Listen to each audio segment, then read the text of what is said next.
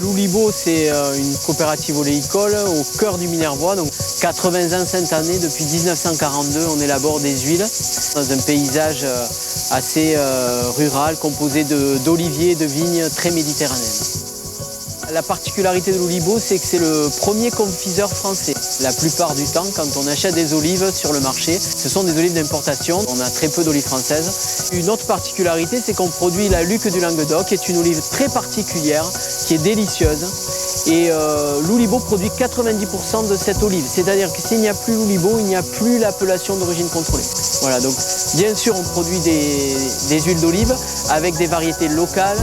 Puis depuis maintenant 10 ans, on propose l'Odyssée de l'olivier. Donc c'est une véritable immersion dans le monde de l'olive, avec bien sûr une visite d'entreprise, puisqu'on va rentrer aussi dans la zone de production qui est le moulin emblématique, mais c'est aussi une oliverie pédagogique.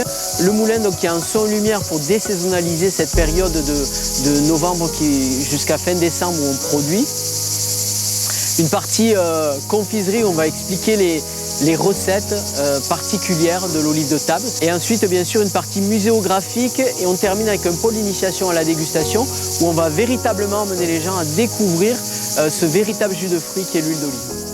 Alors, tourisme gourmand, c'est d'abord la convivialité d'un groupe et la rencontre de gens finalement qui partagent cette gourmandise et surtout qui s'ouvre au public avec ce prisme qui est la gourmandise. Je pense que c'est un tourisme déjà qui est durable, qui n'est pas délocalisable. Et donc effectivement, entre tous les membres, eh bien, ça nous a permis de créer un réseau important avec de piocher dans chacun les bonnes idées, de se sentir aussi moins seul dans ce petit, je dirais, cette petite niche qui est le tourisme agroalimentaire. C'est aussi plutôt un changement de prisme, en tout cas de la façon dont on visite une région. Et nous, ce qu'on propose, c'est vraiment une authenticité et de rentrer au cœur d'un territoire par le produit. Alors les évolutions, elles sont plutôt humaines. C'est-à-dire qu'au départ, on ne va pas faire d'évolution de médiation, mais plutôt la façon dont on accueille pour nous s'améliore de jour en jour.